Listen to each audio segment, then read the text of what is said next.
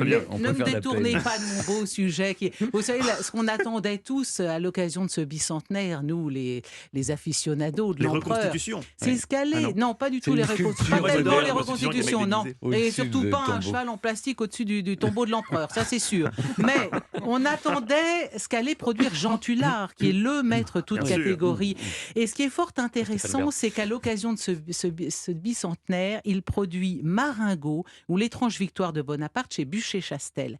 Il revisite complètement la légende, l'histoire de Marengo, parce que tout ça, c'est de la manipulation napoléonienne. Marengo, ça aurait pu être une catastrophe industrielle. Dessay, le général Dessay est venu sauver in extremis l'armée française, mais on était pas loin d'être cuit. D'ailleurs, à Paris, Fouché et Talleyrand préparaient l'éviction de Napoléon parce qu'il y avait des dépêches qui annonçaient sa défaite.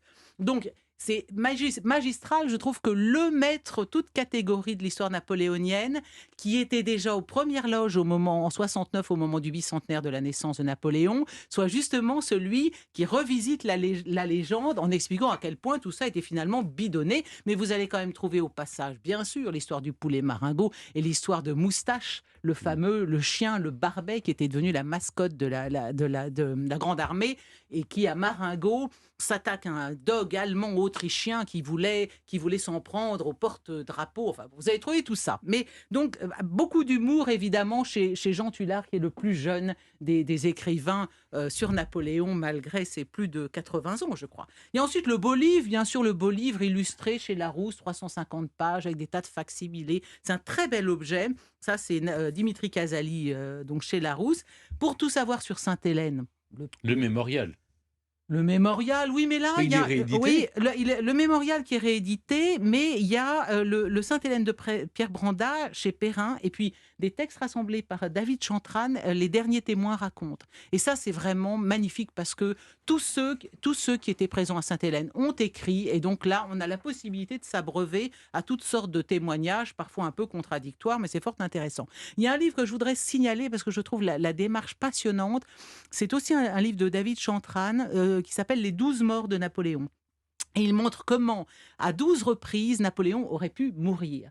Donc, qu'est-ce que c'est que le destin? Qu'est-ce que c'est que la bonne étoile de cet homme qui, déjà bébé, il y a eu 5 morts parmi les enfants dans la fratrie de Napoléon. Il y a des enfants, il y a eu des fausses couches, des enfants morts en bas âge. Napoléon, on donnait pas cher de sa vie. Il survit. Vous savez, je suis sûr que vous connaissez un certain nombre de fois où Napoléon a failli mourir. Oui, il y a eu des attentats aussi contre Il y a lui. eu la Saint-Nicaise, l'attentat, 20 morts, 50 blessés. Là, vraiment, il l'échappe de peu. Il y a les pestiférés de Jaffa pendant la campagne d'Égypte. Il va saluer les pestiférés, il aurait pu mourir. À Saint-Cloud, au moment du 18 Brumaire, il aurait pu être liquidé dans la salle du Conseil des 500.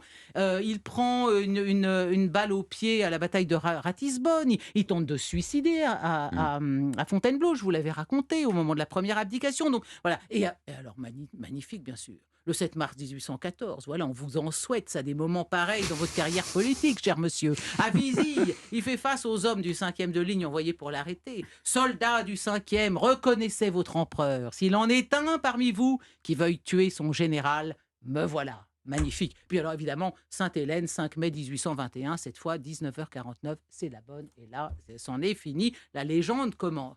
Il y a un autre livre que je veux signaler, parce que je trouve que c'est très difficile aujourd'hui d'imaginer, de renouveler, d'écrire un roman autour de l'épopée impériale, tant le sujet, semble-t-il, a été épuisé. C'est un roman qui s'intitule L'œuvre de Napoléon, de Didier Larocque aux éditions du Rocher. Alors l'idée est la suivante, Napoléon ne s'est pas ennuyé à Sainte-Hélène. Il y paracheva secrètement une œuvre poétique magistrale, une œuvre élaborée au long et en marge de sa grande carrière et que la malveillance a fait disparaître. Ça, Chateaubriand l'avait deviné, que chez Napoléon, il n'y avait pas qu'un être contemplatif. Chateaubriand écrivait « Il n'eût pas été ce qu'il était si la muse n'eût été là ». Alors ce poème magistral, magnifique, il a disparu. Un vieil homme le retrouve, il lui est dérobé et il y a toute une enquête derrière, c'est génial. Alors enfin, alors là, j'en termine là. Oui, terminé. Avec le nouveau maître du Premier Empire, l'un des dauphins, sinon le dauphin de Jean Tullard, l'Aiglon en somme. Thierry Lenz, qui publie chez Perrin un magistral pour Napoléon, magnifique plaidoyer qui pulvérise les faux procès fondés pour la plupart sur l'ignorance et l'anachronisme. Et quand vous aurez lu tous ces livres, vous serez pris de l'irrépressible envie d'aller vous recueillir aux Invalides sur la tombe de celui qui, n'en déplaise à ses détracteurs, est reconnu dans le monde entier comme l'un des plus grands hommes de l'histoire de l'humanité. Voilà Et je dis vive l'empereur. une chronique pondérée.